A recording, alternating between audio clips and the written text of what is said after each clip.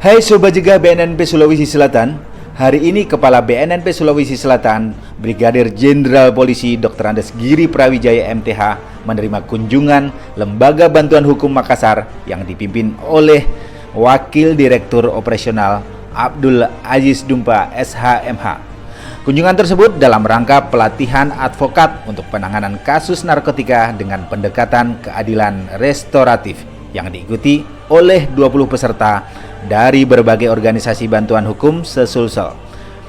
Pada kesempatan tersebut pula dilaksanakan diskusi dengan Kepala BNNP Sulawesi Selatan untuk mengetahui bagaimana layanan yang ada di BNNP Sulawesi Selatan terkait rehabilitasi, penegakan hukum, dan upaya pencegahan dan pemberdayaan masyarakat khususnya bagi perempuan dan anak.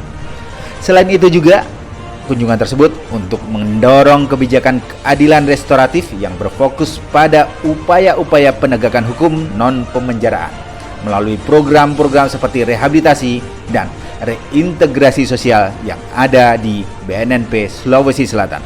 Ayo selamatkan pengguna narkoba dengan lapor diri secara sukarela untuk rehabilitasi, tidak dituntut pidana, dan gratis.